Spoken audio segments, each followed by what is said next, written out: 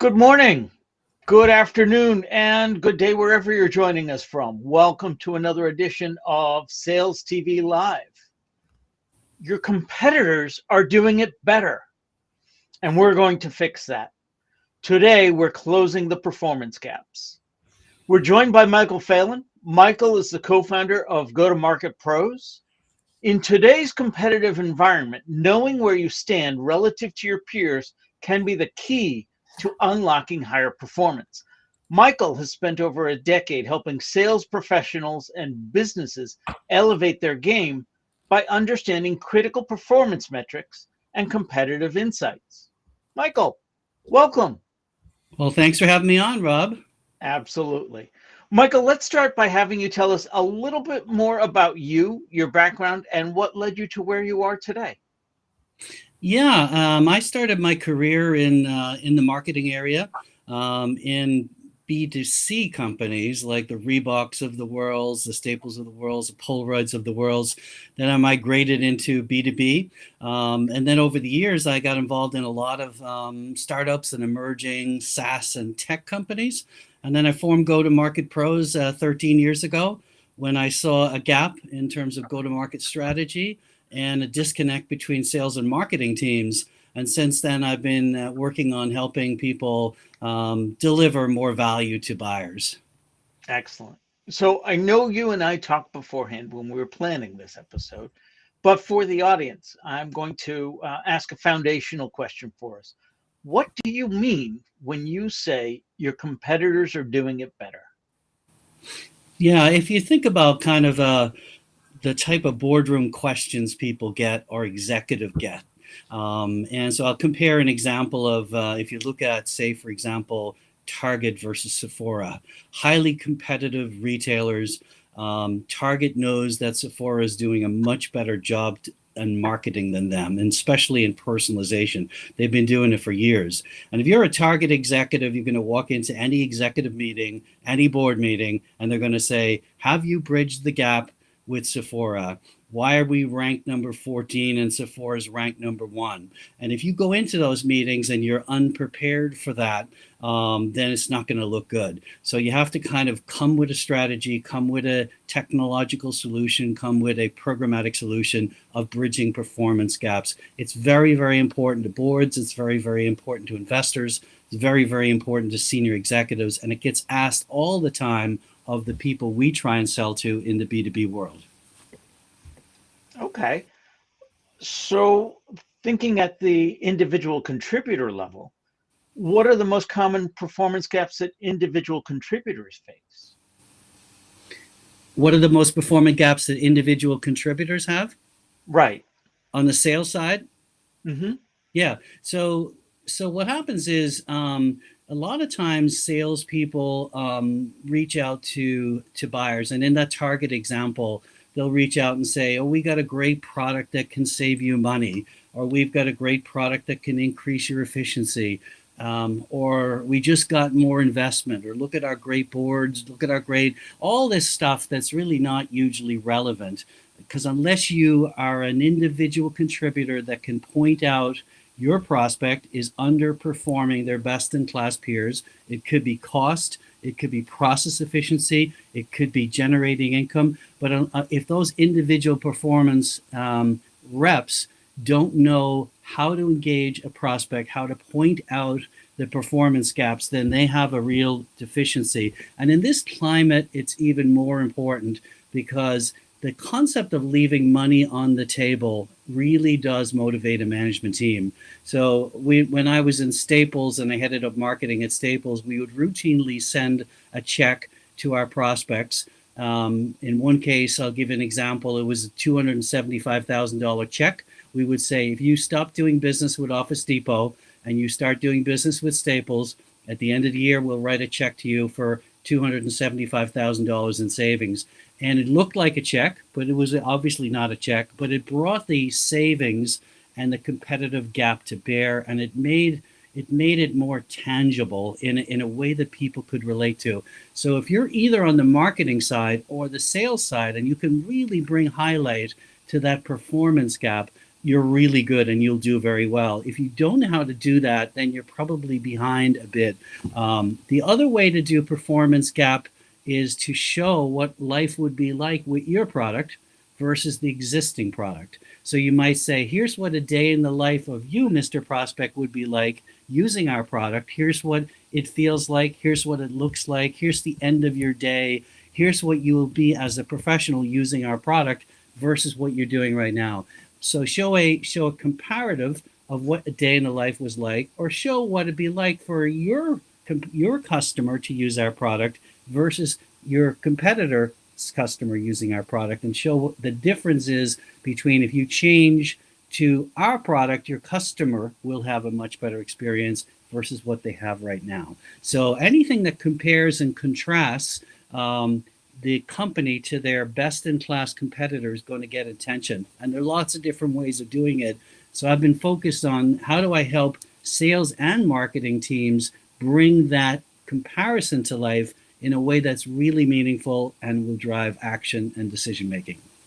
Suppose the comparison is not as clear cut as that. So in the case of Staples and Office Depot, you've got what you have calculated is quite a big cost saving, and then you've got a really neat way of highlighting that to the customer. But in the case of, it's largely an American audience, so I may not be picking two brands that are appropriate here. It may be that Rob always buys Chevrolet and you always buy Dodge, and you've always bought Dodge, and your dad bought Dodge, and your children buy Dodge, and you're a Dodge family, and likewise Rob is a Chevrolet family.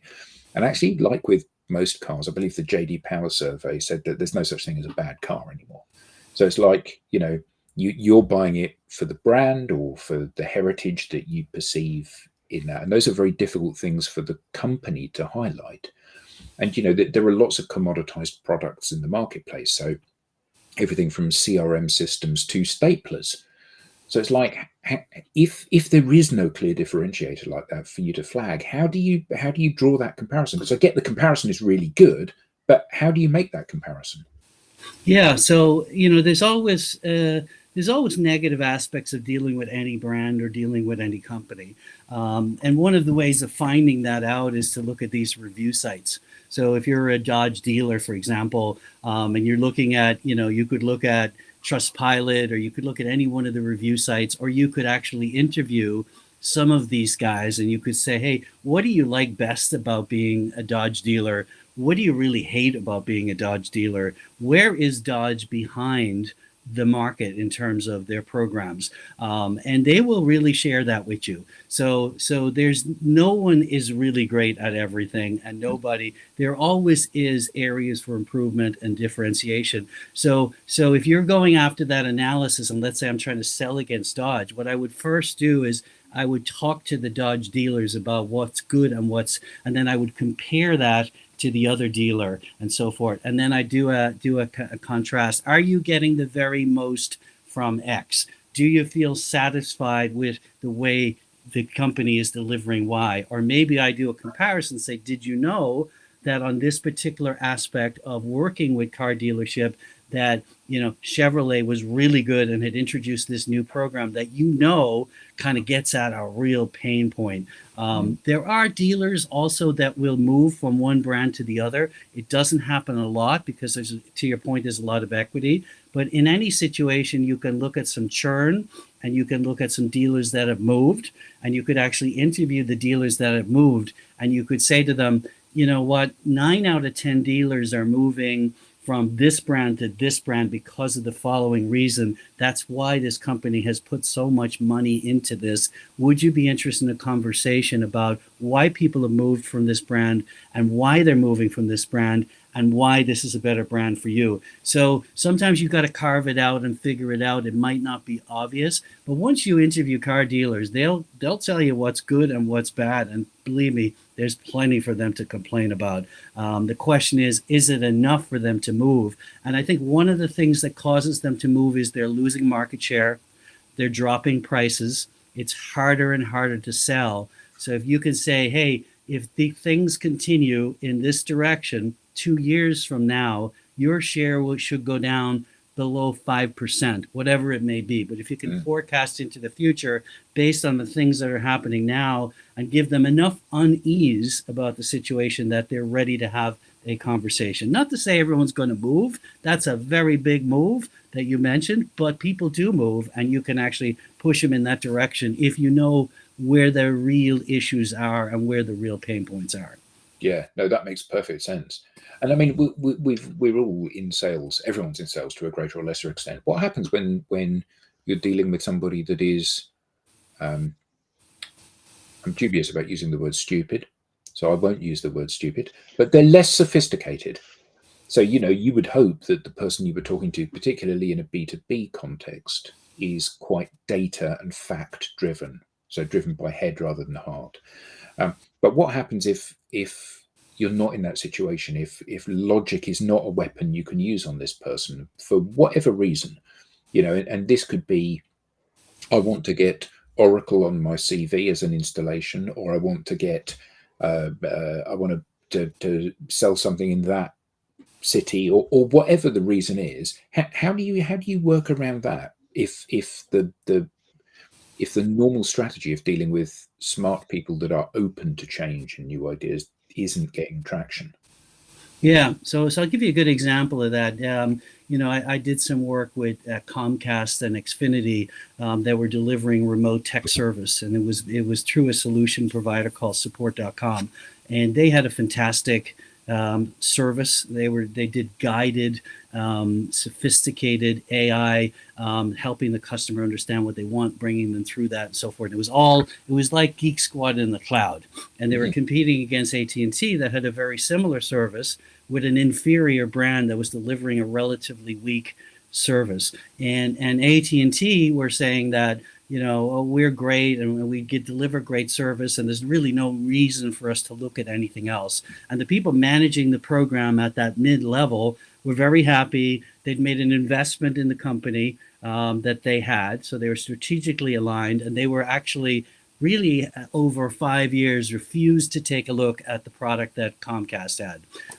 So what we did is we said, well, we've got to really bring the customer experience, their customers' experience, to life. So what we did is we took 10 SMBs in this case, because it was an S&T brand. We ran them through the Comcast system. We ran them through the AT&T system to solve a technical problem. We did a side-by-side video comparison, and we sent it to them. And they were very annoyed and very arrogant. And initially they said, "How dare you make us look bad?"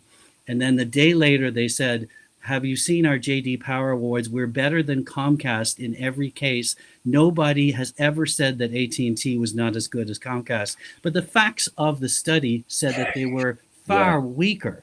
And then the third day they said, "If you sign a letter apologizing for making the video and for guaranteeing that you'll never put it out in public, we will meet with you." So they met, and they understood after that meeting that it was a dramatically better product and service available.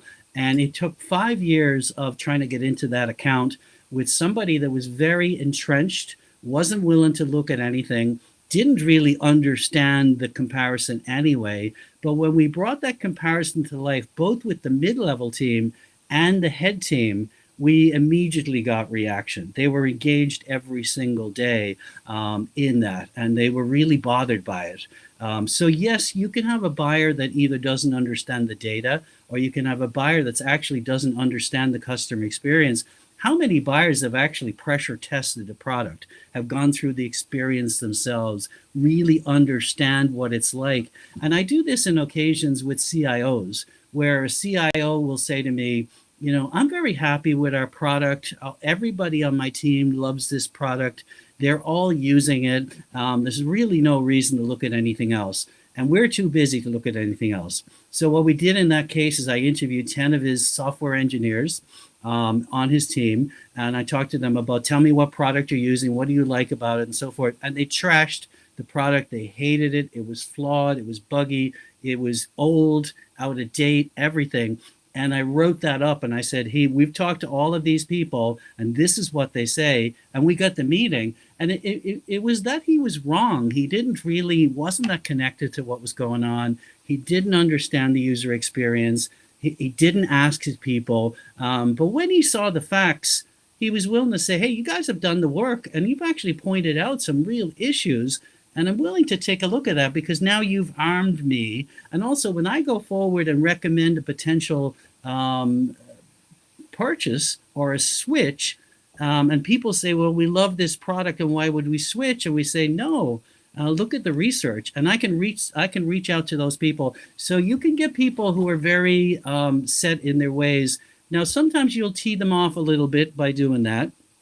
But by and large, people try and do the right thing for their company. And if they have a comparison that is powerful, meaningful, and relevant to them, and the reps deliver that to them, they'll engage, and they'll engage fast because now they know there's a real problem that they didn't know about.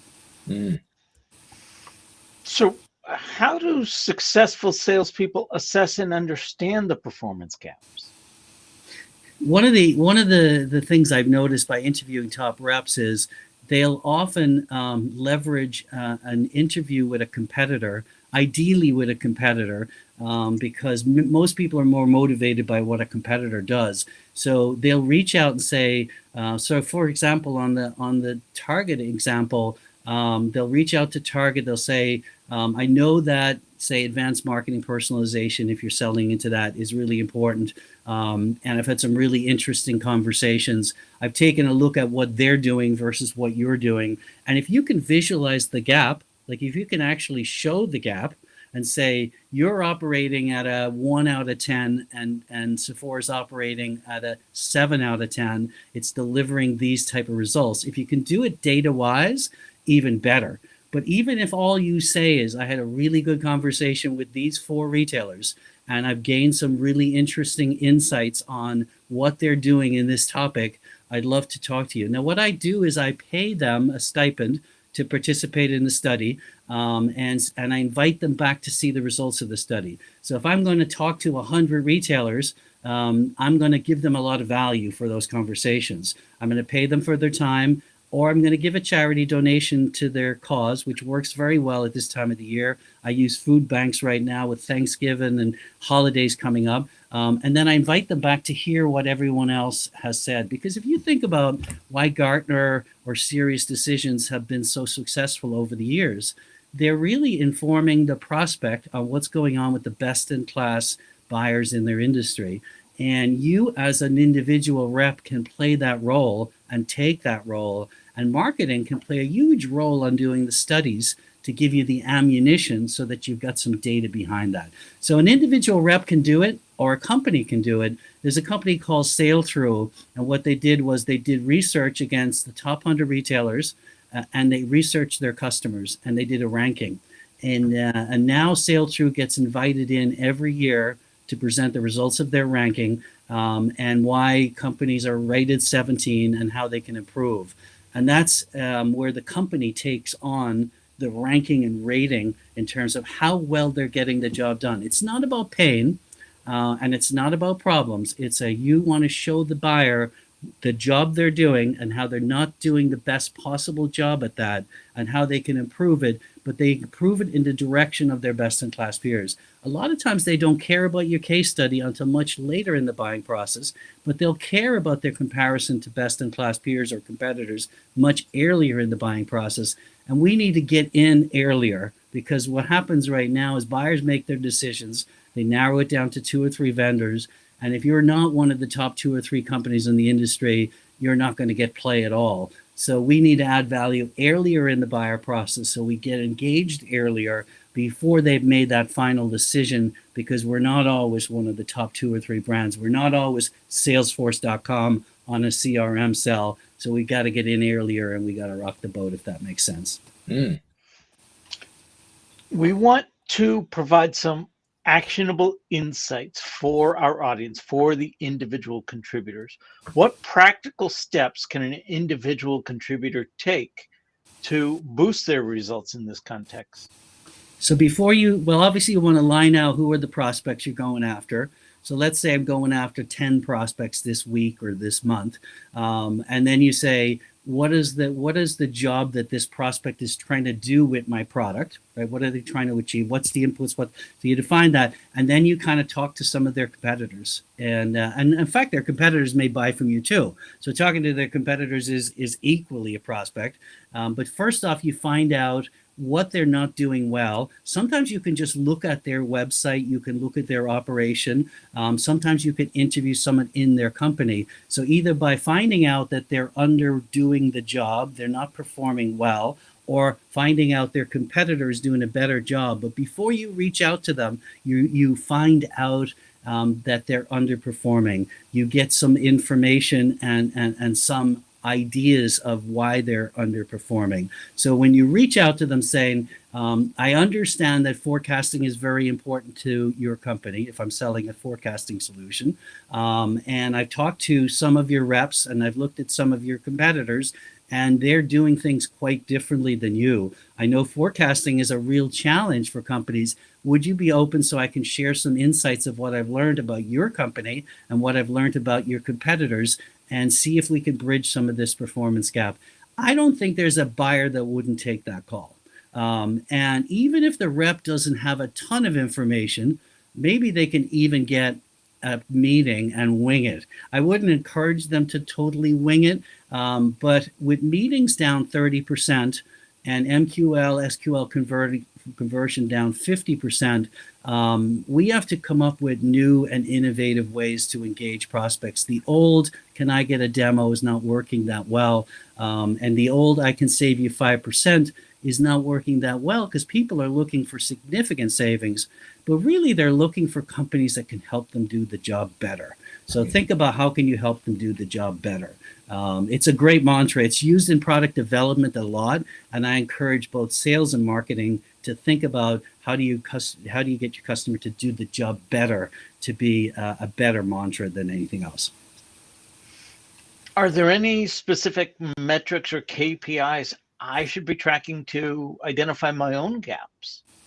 Yes, I like the one I like the best is net new prospect meetings and net new customer meetings. So where you say, here are the 100 customers that I want to get an additional meeting with, or with somebody I don't know. Here are the 100 prospects that I want to get a meeting with, and how many meetings do you have booked per week with those? I have a CEO that's a client, and he walked into the sales and marketing meeting on Monday, and he said, how many meetings do we have booked this week and next week with these 100 top prospects? And the answer was none. And the sales guy said, well, look at our pipeline. He goes, I don't care about anybody in that pipeline. I don't want to sell to any of them. I want to sell to these 100 prospects. So he says, I'll give you guys a week to get me into those 100 prospects. A week later, they hadn't got any meetings. So they called me in and we used this new methodology of best practices and performance gaps. And I got the meetings with 95 out of the 100 prospects, and they got their largest sales in their company, which was Brooks Brothers, and their first major customer in the US. So the right approach, but it also energizes the sales team, because there's nothing worse than trying an approach that doesn't work. And I get the frustration of reps right now, but doing the same thing again and again is not really going to help. So I'd encourage people to try much more value-added metrics. And I have a workshop that I do that goes over about 28 different approaches on this, and I'm happy to share that with folks and talk to them about that. I don't even charge for that. And companies then can pick and choose what they really like and run with it. But let's get the best ideas out on the table. Let's let the reps select the ones that work best for them and run with it. But I'm all about trying something more buyer-centric in 2025. Michael, this has been great. How can people learn more, and where can they get in touch with you? Yeah, so my website is Go-To Market Pros. It's GOTO Market MARKET Pros PRS, or you can just email me at Michael at gotomarketpros.com. I'm also on LinkedIn, and I do publish a lot on sales and marketing and GTM. So always happy to connect with folks and have a conversation and see if I can help them in any way. Fantastic. Brilliant. We now have a newsletter. Don't miss an episode. get show highlights, beyond the show insights, and reminders of upcoming episodes. You can scan the QR code on screen or visit us at SalesTV.live and click on newsletter. This has been another edition of Sales TV Live. On behalf of the panelists and everyone here at Sales TV Live, to our guest Michael and to our audience, thank you all for being an active part in today's